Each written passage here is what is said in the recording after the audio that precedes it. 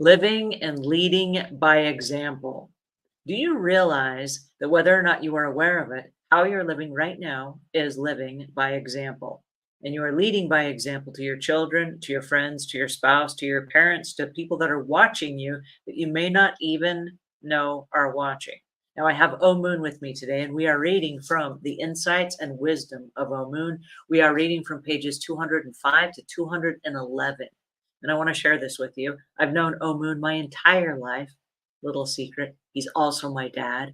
But one of the interesting things that caught my attention was as I was growing up, he had a quote, and it was an insight and wisdom from Omuugn, where he said, "Though you are unaware, someone is always watching."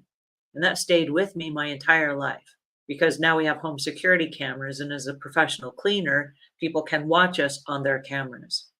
But what happens when the cameras are turned off and people are watching you with their eyes and they're watching your example and they're watching, do you do what you're talking about, or are you just talking?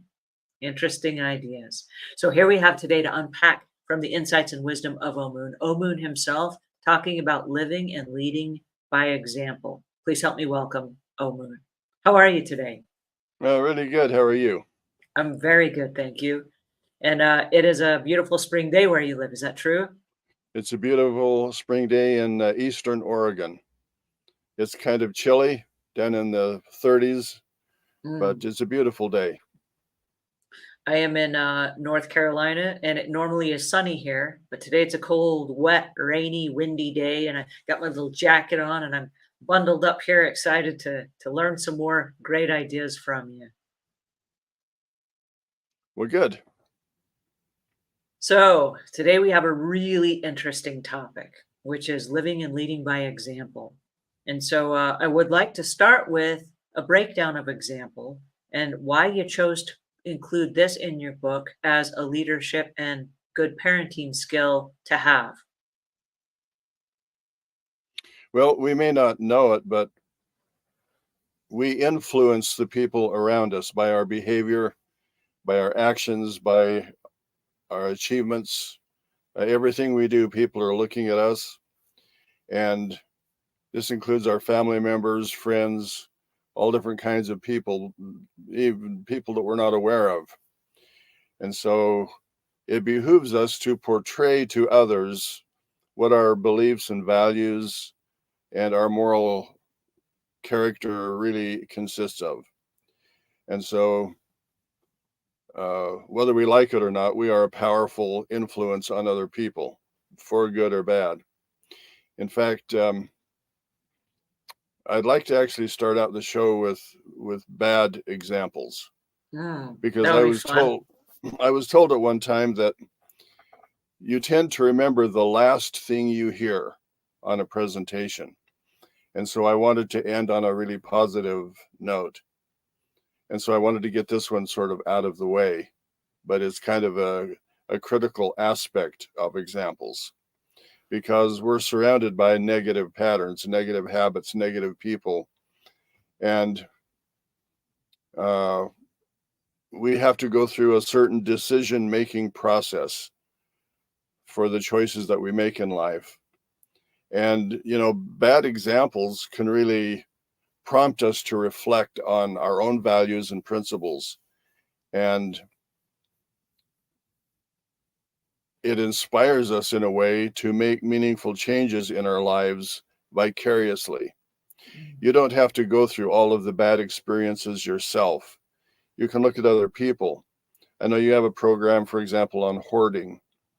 And if you can see people hoarding and how that impacts their life and their living spaces and the people around them, you can learn a valuable lesson on organizing and living a life that's different than that.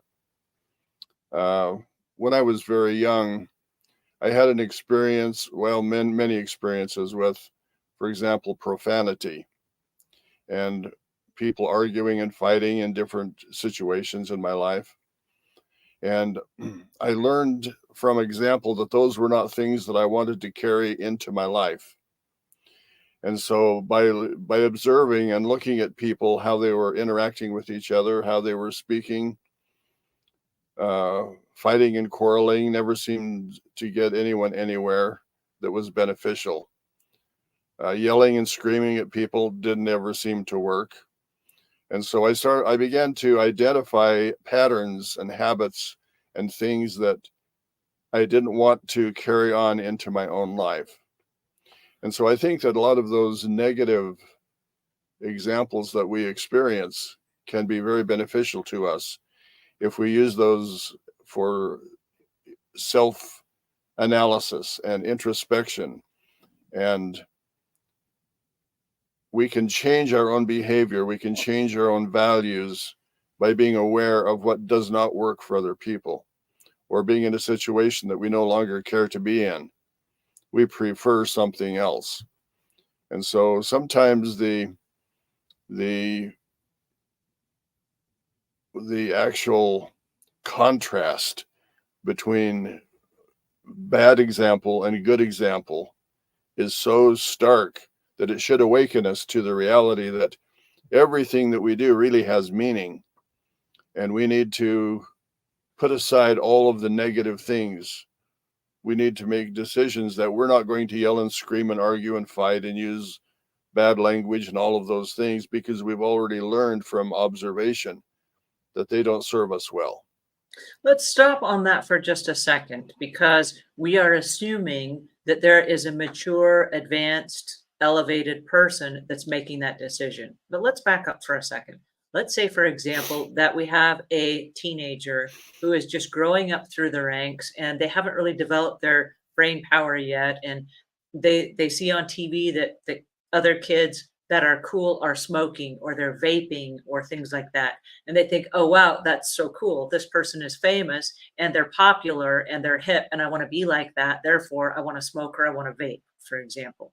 And so how would you know if what you're looking at is a good example or a bad example? Because in the back of their mind, it's cool, it's hip, it's popular, equals it's good if I do this. When we know from health perspectives that that is so not cool for your health. How do you know if what you're looking at is a good or a bad example? That is an excellent question. And it's an intricate and complex question because so many different people have so many different value systems. And the way they look at life is so different. For example, take Buddhism, for example. The philosophy of Buddhism is about suffering, to understand its causes and the path to be liberated from that. And it takes us into an area called mindfulness and compassion and non-attachment. And those have proven to be very valuable things throughout history. And so if you can begin to utilize diverse cultures and scripture and different elements, we call it wisdom literature, that has come down through the ages. It gives us some kind of a value system that has meaning to us, that's sort of ubiquitous. It's everywhere. It applies to everyone. There are the Taoists, and in that philosophy, it's kind of it's a harmony that underlies everything. It's a balance of the universe. It shows the importance of simplicity and spontaneity and non-attachment. And though we learn that those are valuable qualities and characteristics. In the Hindu religion, they put out values called dharma and karma and moksha, which is basically cause and effect. It's about becoming righteous, becoming just a good person with good characteristics and good qualities. And moksha is the philosophy of being liberated from things that tie us down.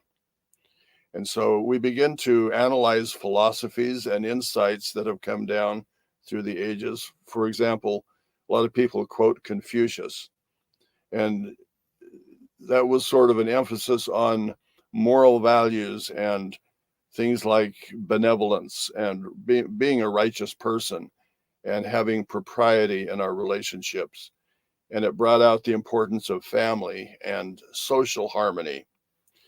And we have things like the Native American traditions, such as a reverence for the earth and respect for all living things, and the importance of stewardship and reciprocity and living in harmony with nature, and sustainability and ecological wisdom and those kinds of things. In Judaism, for example, we have ethical principles and justice and compassion. And it's the covenant relationship that we have with God and deity, and developing kindness and moral responsibility. In the Christian belief, we have the teachings of Jesus and emphasizing love and forgiveness and compassion and following his example and things. What would Jesus do in this particular situation? Treating others with humility and empathy, and our ideal is to establish God's kingdom with justice and peace and things like that. So what determines good and evil, it spans a broad spectrum of philosophy and insight. And each one of those areas can give us sort of a template for what really works and what makes people happy. And that's how I sort of make the differentiation between good and bad example. But if I were to go back to, and I love all the things that you said about all the different religions and the goals and the would-be wisdom should one live an enlightened life. But let's back up even further. Let's say that you are between ages 15 and 20. So you're still in that growth mindset, and you've grown up in an environment that is chock full of junk food. So your body is only filled with junk food, and you eat like preservatives and snacks and all that kind of stuff. But you're following the example that your parents have left behind, where this is what they buy and this is what they provide. So maybe you know somewhere in the back of your mind there's a better, healthier way to live, but you either don't have the resources on your own, or you're not in a position to go out and buy your own groceries. So then do you refuse, like, hey, I'm gonna live a life of example and health and wellness. I'm not going to eat what the family provides. Like, what is happening there for you to live an enlightened life if you have, like, you're under the microscope of a parent or a different influence that is maybe not ideal? How do you deal with that? Well, first of all, in our formative years, when right after we're born up through the age of 5 and 6, that's where we gain the bulk of the information that we have to make our decisions in life. And that comes basically through our parents, the parental teachings, examples of our siblings, uh, friends and neighbors and different people around. We pick up a lot of information. And then when you move into the teenage years, you start developing your own, I don't know what to call it exactly. You want to become your own person. You want to make your own decisions. And those are based on something. And a lot of times, because of our culture, because of our diets and the language of the people around us and their belief systems, we pick up a lot of things that are not the very best for us. For example, the nutrition. It comes down to, what do I want to eat and what should I eat? So when we're raising our children, one of the important things is to teach them correct principles. The basis for this whole program and the books was to uncover the idea that there are universal laws and foundational principles. And if we base our decision making on those things, our life will turn out much better in every way. So that when we make a decision, it's based upon sound judgment, not upon reacting to things or what's available to us. Well, uh, drugs are available to me. Mhm. I know people out on the street that offer me drugs, and I can buy them and use them. Common sense or sound judgment would tell me that that's not a good approach to life, that there are certain things that are addictive and that they're not healthy. In fact, how many shows have you seen? How many TV programs? How many interactions that we have in the entertainment world where alcohol is not in that presentation some way. Social interactions always revolve around alcohol. We find people meeting in bars and clubs and things where alcohol is the beverage. We see people who are on vacation drinking wine and sipping these exotic wines and things. Alcohol is an addictive substance, and if we were to be aware of how many families have been destroyed by alcohol, how many personal lives have been destroyed by alcohol and other addictive substances like drugs and tobacco and alcohol and different things. Teenagers need to be taught those things. They need to learn how to look at life that's going on around them and then have some sort of a standard to judge by.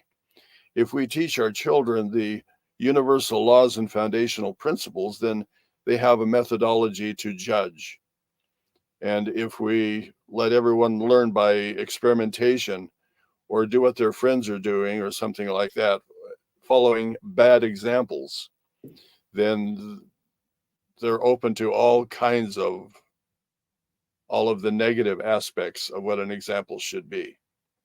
Let me stop for just a second and tell you about an example that I grew up with when it comes to food, because I did grow up in a home where we had organic eggs and organic chicken, and we had fresh fruits from the garden, fresh fruits from the fresh vegetables from the garden. We had orchards. We had lots of available to us healthy foods. And that is how I grew up. There were no Cheetos, there were no goldfish, there were no Pop Tarts, there were no Eggo waffles. I mean, there was none of that in my growing up. And so when I moved away from home, I discovered all this junk food.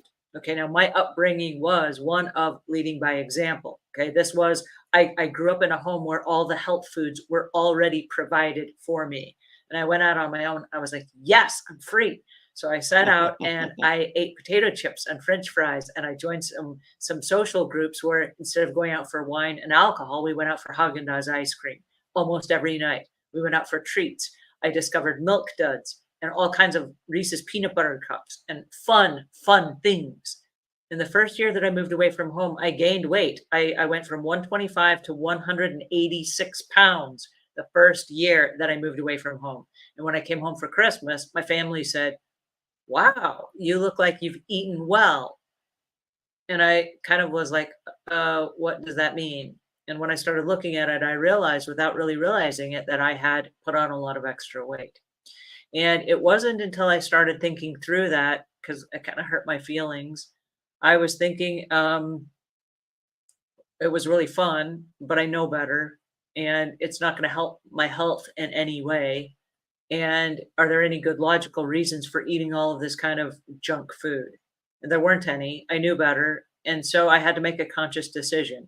Am I going to go back to the way that I grew up, which was my foundation? Or am I going to yo-yo diet my entire life and then fight diabetes and high cholesterol and low blood sugar, high blood sugar, all of those things?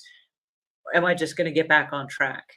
And so I made a commitment to myself. I said, I'm never going to go 10 pounds outside that ideal weight. So if I gain a couple pounds or I lose a couple pounds, I'm going to stay in this certain range. And I've actually done that for the last 35 years until I hit menopause.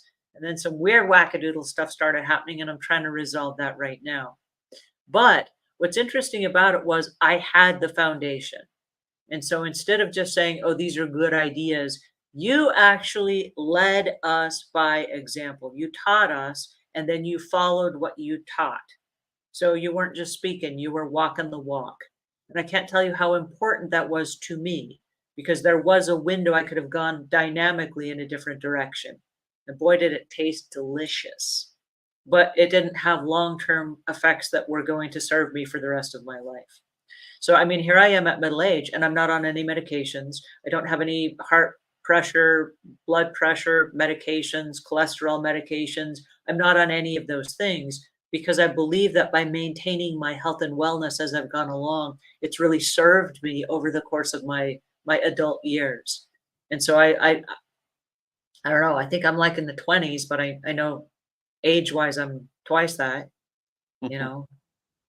There's an interesting idea, um, and that is that as a teenager begins to become self-aware and they want to make their own decisions, they believe kind of over, I'm not talking about every single person, but kind of generally, they will make the opposite choice that they were raised in to show that they have the ability to make decisions that are different than their parents. And we had kind of a different family in that the foods that were popular, we didn't we didn't purchase those. All of the treats and the sweets and the candies and the jelly-filled donuts and all of that kind of stuff. For breakfast, we would have overnight soaked wheat berries, or we would have different, like you say, organic eggs, or mom would always make her own bread. And in fact, in the later years now, I grow my own wheat. I take responsibility for everything that I eat because a lot of the products today have been genetically modified, or they're subject to herbicides and pesticides and all kinds of things.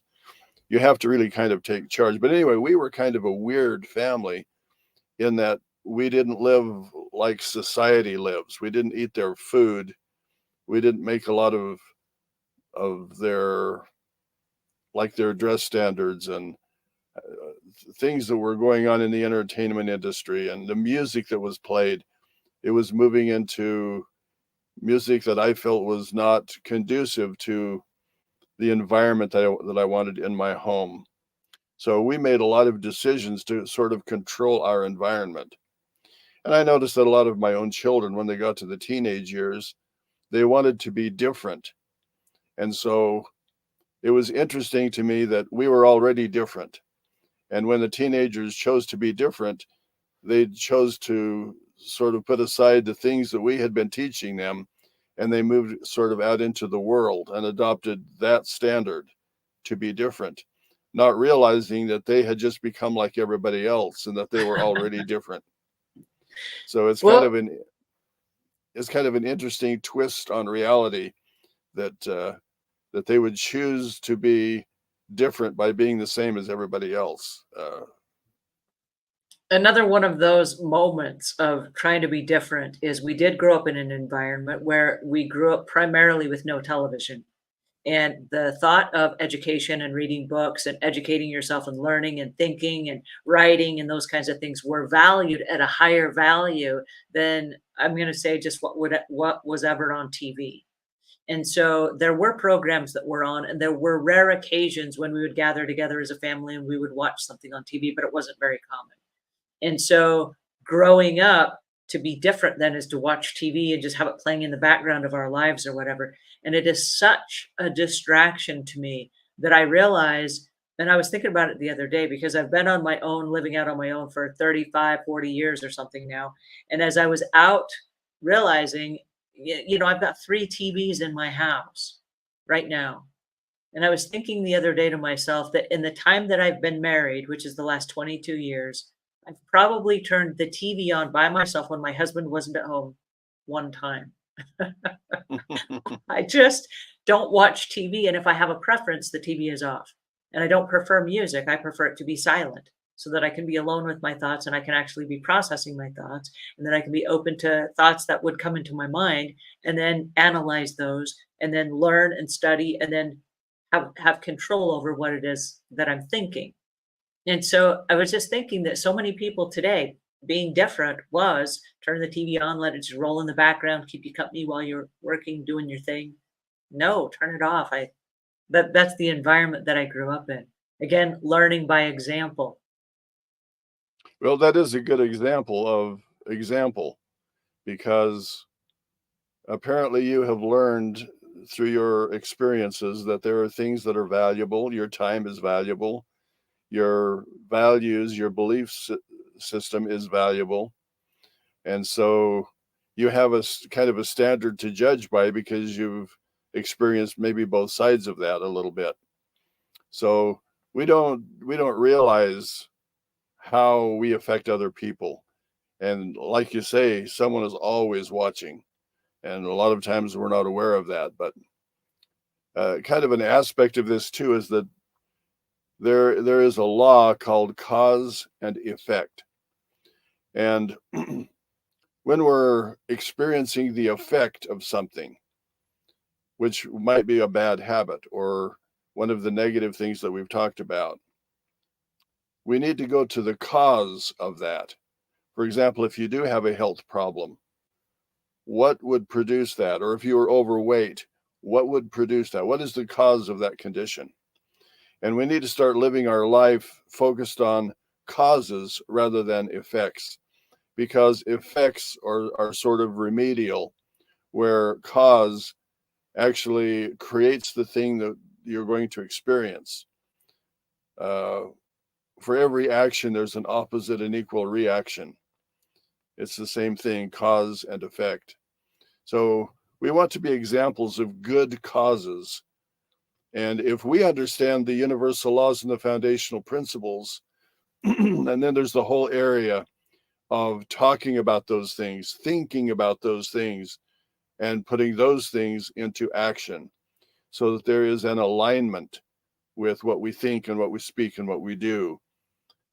People, like you say, if they see you doing something, or if they hear you saying something, and they see that in your life, that you're actually applying what you have been teaching, what you have been saying, that's a powerful instruction methodology. Whereas if you're putting up a facade and you're saying this, that, and the other, but you're doing something else, little kids pick up on that very, very quickly.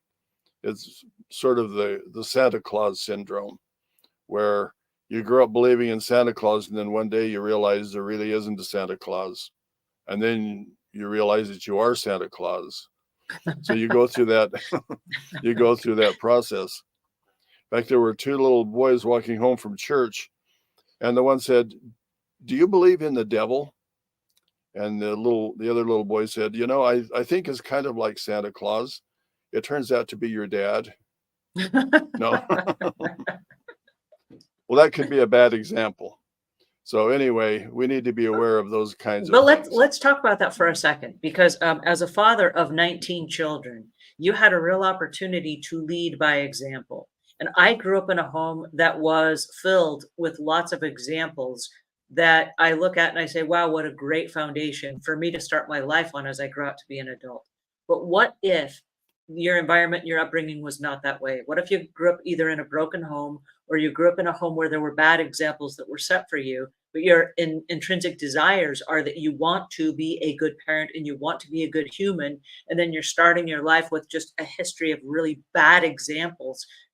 How do you break that pattern and start over again and try to do something different?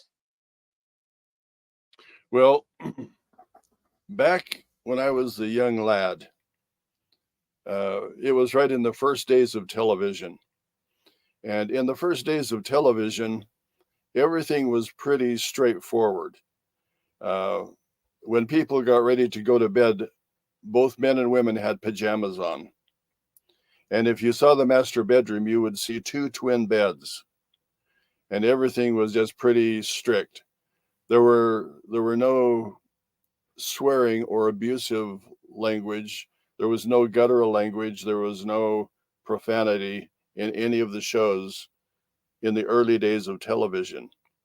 We had, as a nation, certain moral values, certain dress codes, certain things that were considered appropriate. Mm. And everything is always in the state of change. And our culture has changed over the years. It's hard to turn a program on television today without experiencing vulgar language or profanity. The dress standards have, it's almost like there aren't any dress standards. The only thing that's off limit is actually seeing someone's genitals on television or certain parts of their body. And everything else is just open season. Everything has gone to show more skin. The collars on clothing go all the way down to the navel or below. I mean, our culture has changed, and it has become very, very different than in the early days. America kind of exemplified certain principles, and we have changed all of that. We've moved culturally in directions where instead of being married, people just live together. Uh, the identity of the sexes and how they interact with each other, and what determines racism and all of these issues that we're facing. Uh, I'm sure there were always Even in problems. churches, it used to be that when you'd go to church, you would wear like Sunday clothes, is what they called them. And you would wear like a dress for a woman, a dress and pantyhose and special shoes that maybe had heels or they were like designer shoes or something. They were different than your everyday shoes. And now even the churches, which is kind of a home of worship, have, I don't want to say disintegrated, but they've kind of just normalized themselves to like now you just show up in blue jeans and tennis shoes and it's okay now at church. Well, and that may be okay. Uh, if you're living a certain kind of a life, if you put on Sunday clothes, it's kind of like putting on a facade sometimes, where we go to church and we look our best, but in our families and in our language and in the bad examples that we went through, our life is really something else, but we appear to be righteous or good because of the clothes that we wear. Mm. So we have to be careful of that. It's okay to go to church in your normal clothes, but you have to be aware that what's really important is what you are on the inside. So if I understand what you're correcting, and help me if I'm wrong, it's not the facade that matters, that the example that you're trying to set, but it's actually the example of the life that you are living. Is that kind of what I'm understanding? Don't be a hypocrite. Yeah, Don't fake like you're a good person with compassion when in reality you're kind of a rogue and you talk bad behind other people's backs and you're not so helpful. yeah, there's some things that we only do in church. We make promises in church. We talk the good talk. We talk nicely to people. But in our everyday life, is that the way we really talk to people? Are those values the same thing? We need to be very careful that we don't pretend to be something we're not, which brings up the issue of authenticity. And that's a delicate thing, because there are people, I know several people who believe that we should be very authentic. And if you feel angry, that you should express your anger, because that's really how you feel. And if you want to express verbally something and you're upset about something, that it's okay to use profanity or some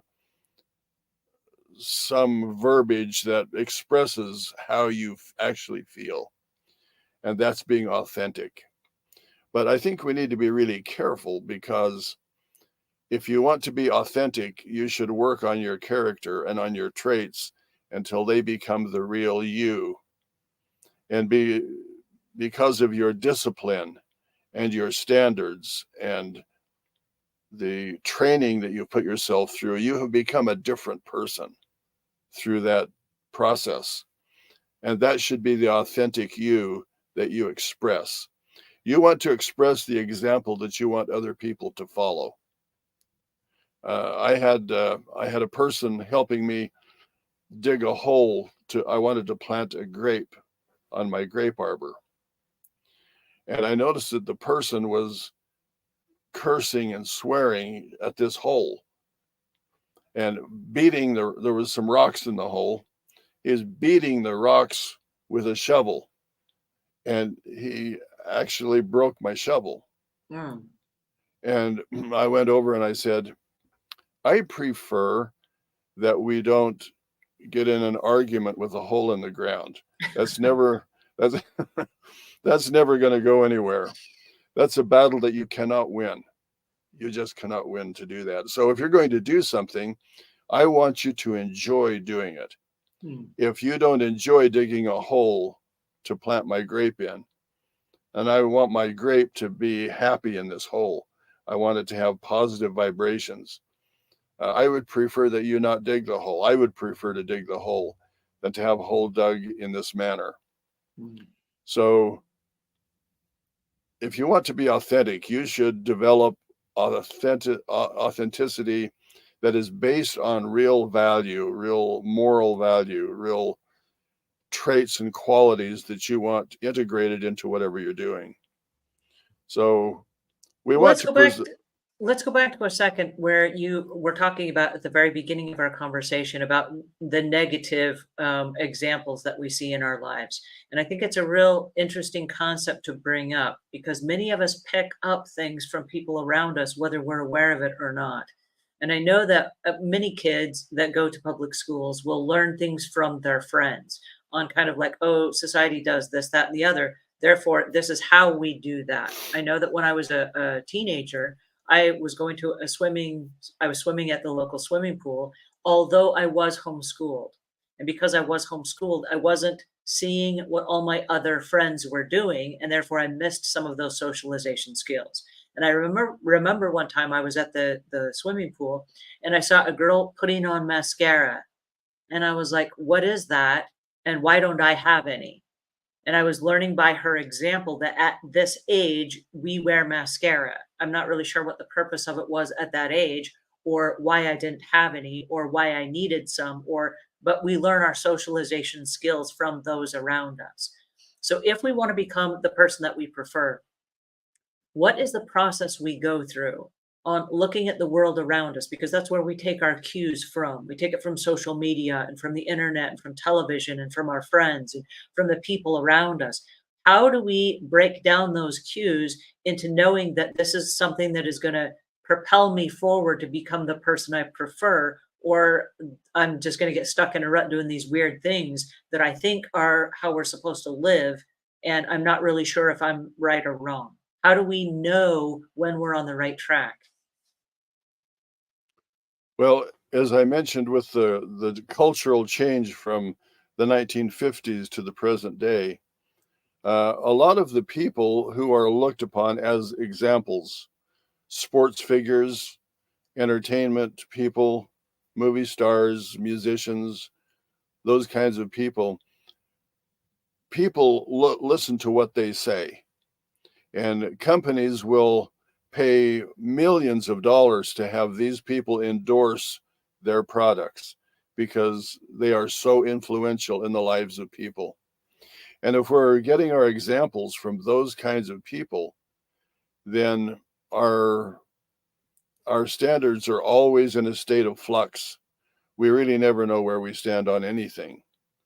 So it all begins with knowing not only who you are, but who you want to be.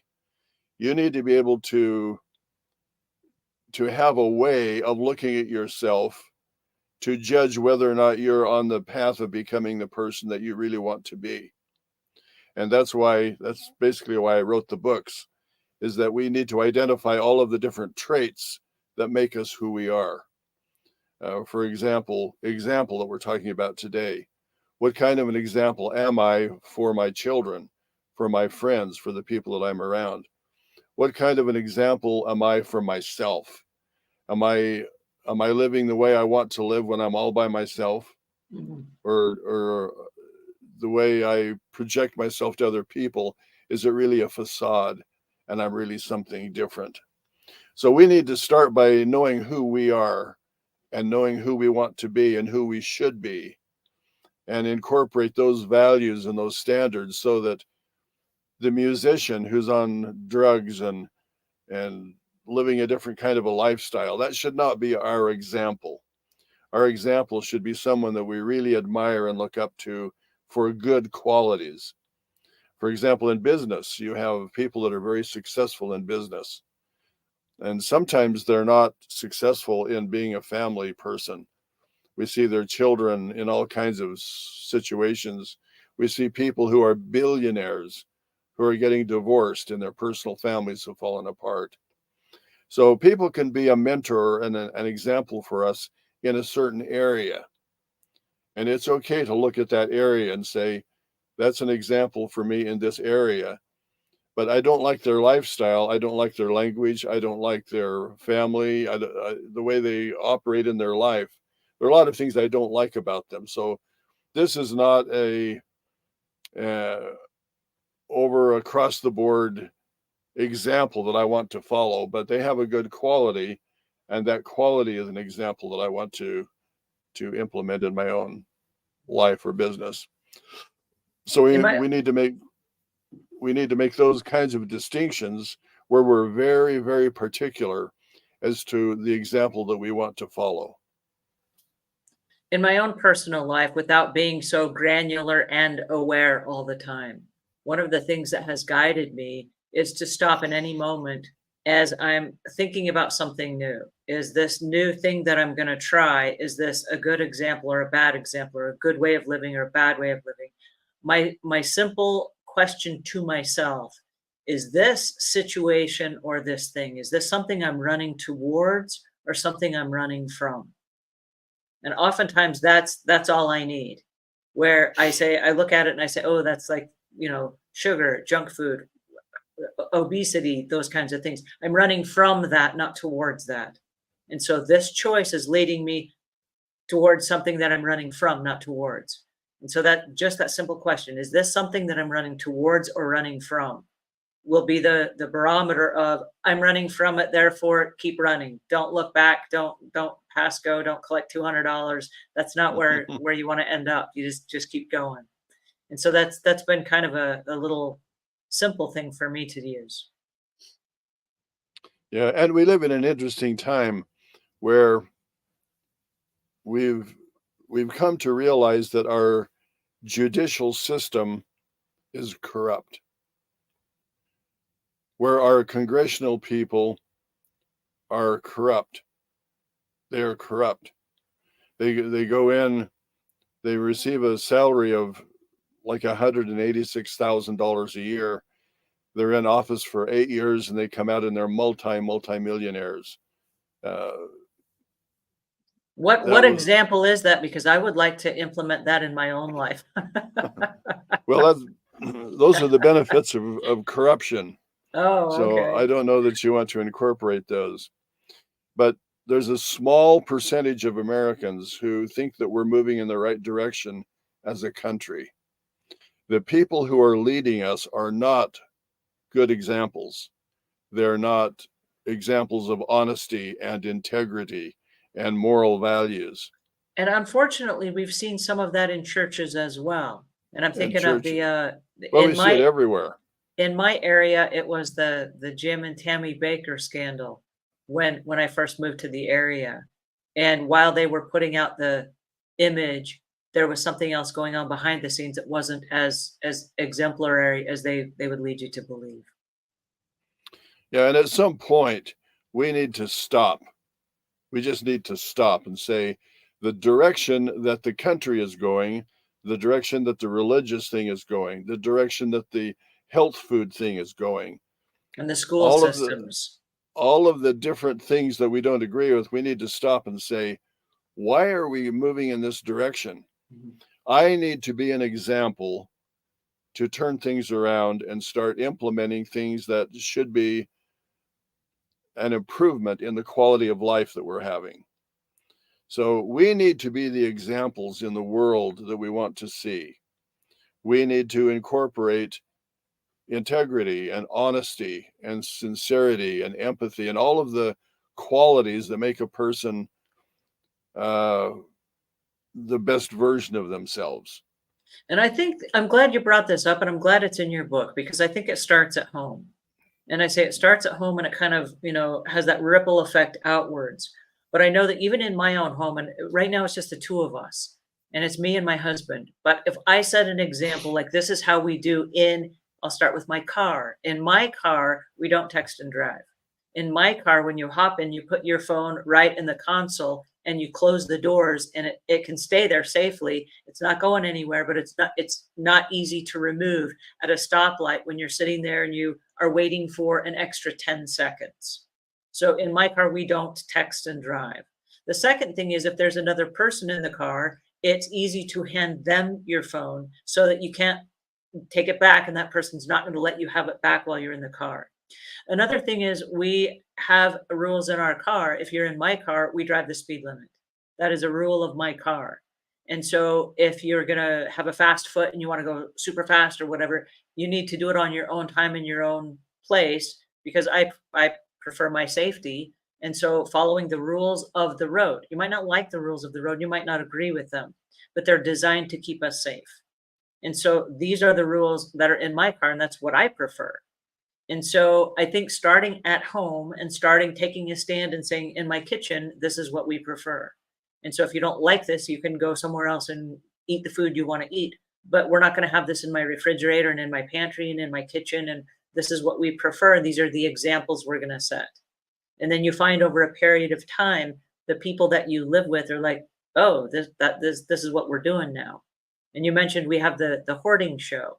And so if you start decluttering your life and you start living in empty space, this is what we prefer. We're going through something unique right now in my own home, and it's just me and my husband. We just got rid of everything in our house because we're moving. And the stagers came in and they decorated my house. My house is like pretty much empty. I mean, like they even removed the welcome mats inside the door that you rub your dirty feet on. It's like the house is like naked with a few weird little placed things. I moved in some stuff because today and tomorrow we're having a yard sale or an estate sale in my house. And as I moved some stuff back in, my house visibly looked busier than it did before. And my husband, who's always been okay with all of our own little trinkets and tchotchkes, was like, what is all this stuff? Why is all this stuff in our house? Now, oddly enough, all the stuff was already in our house before they moved it out. And we became accustomed to the new norm, which was living with a whole lot less. And so we can start at home and we can create a different environment and one that we prefer.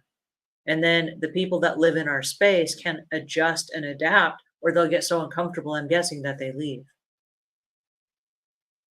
Yeah, you need to be able to control your environment. As you mentioned, that's how we did raising you children, is that we had our own standards. We had work times and we had inspection times and we had responsibilities and accountability.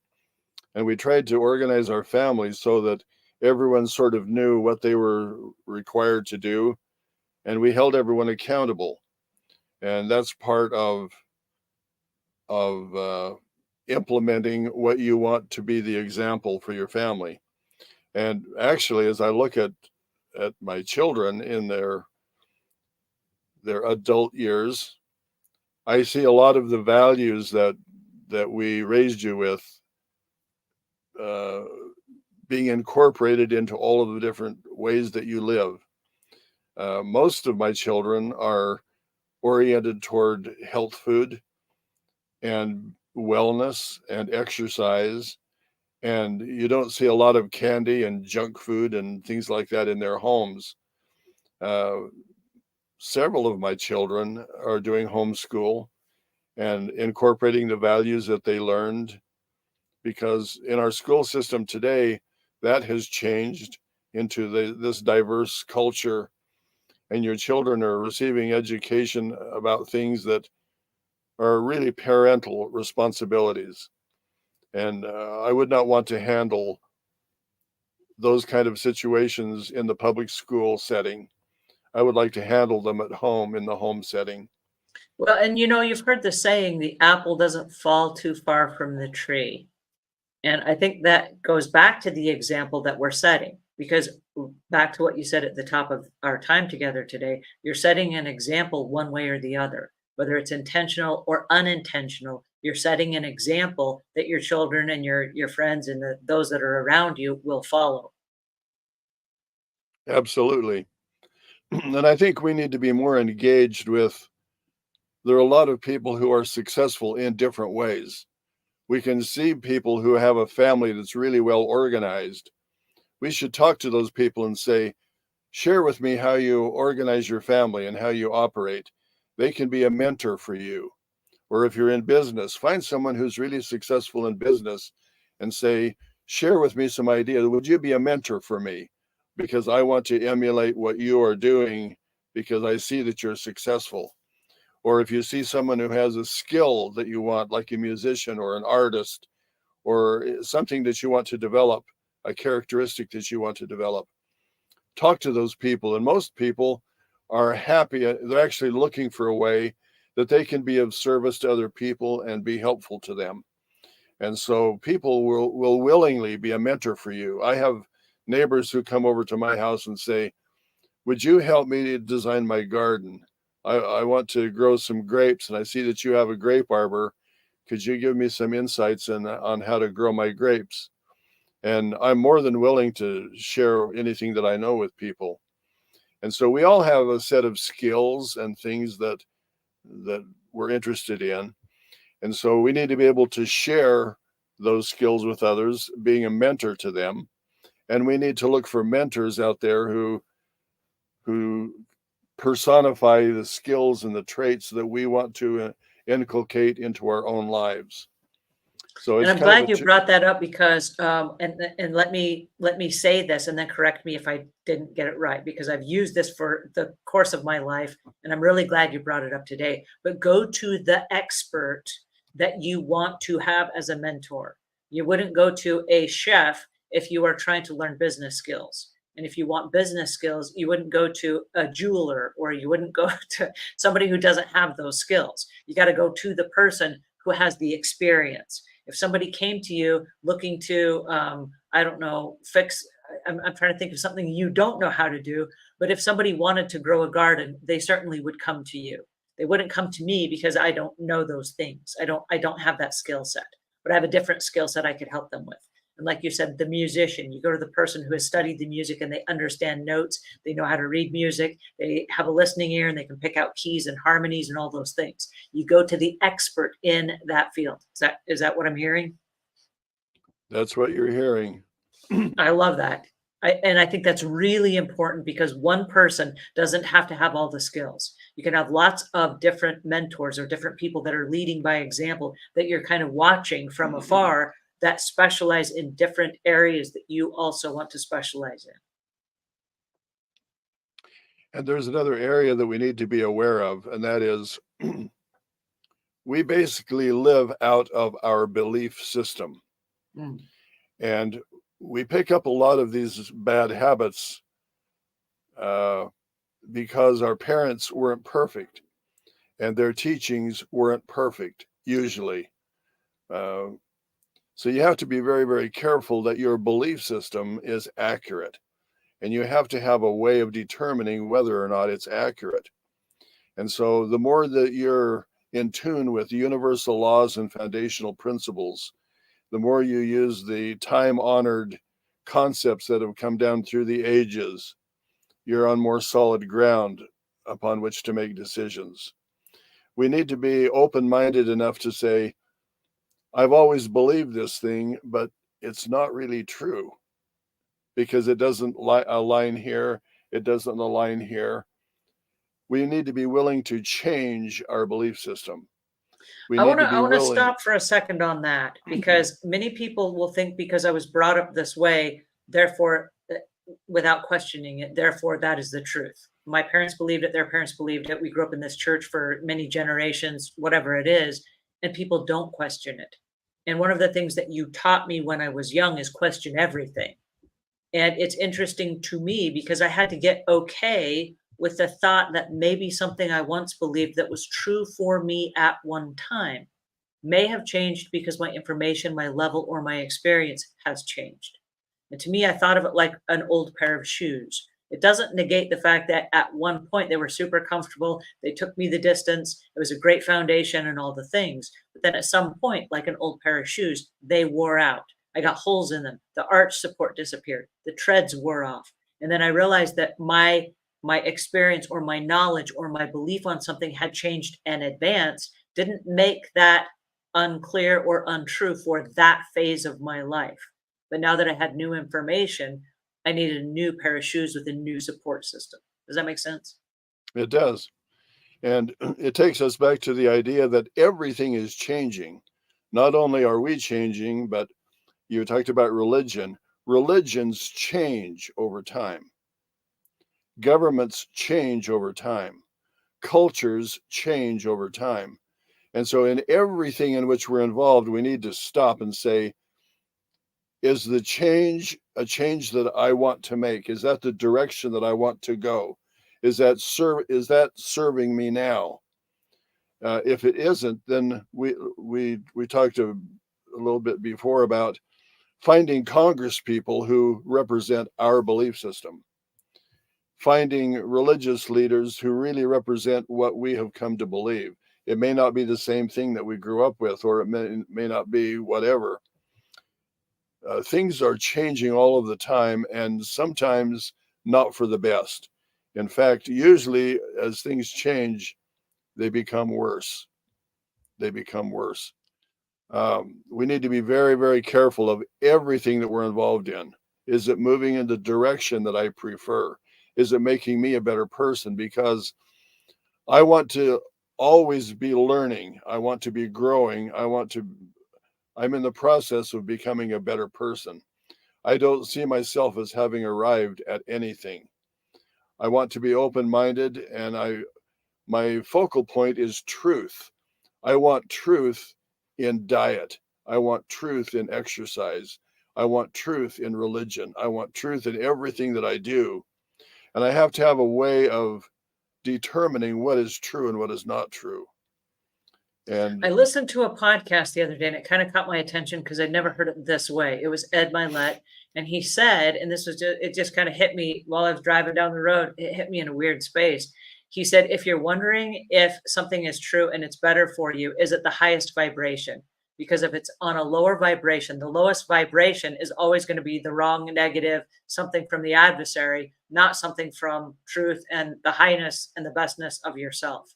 And so if you just ask yourself, is this a high vibrational activity or is this a low a low vibrational activity? And I was like, whoa, that really kind of clarifies things, doesn't it? But right along the same lines of what you're saying, if you're looking for the best version of yourself, is what you're doing right now the best version of yourself? And if it's not, you're probably cutting some corners. yeah, and is this the best use of my time? Is this the best book that I could be reading at the time? Is this the best podcast that I could be listening to at this time? What is it that I'm trying to accomplish? If I'm in the process of learning and growing, developing new skills and new abilities, I should be looking for those possibilities in mentors, in neighbors, in people that I associate with, in the decisions that I make in my entertainment, where I go on the internet. Everything should reflect really who I am. And so we are examples to everyone that we interact with. And those people, for good or bad, are examples to us. So we want to learn all we can vicariously. We don't want to experience all of the bad things to prove that they're bad things. We can learn those things vicariously.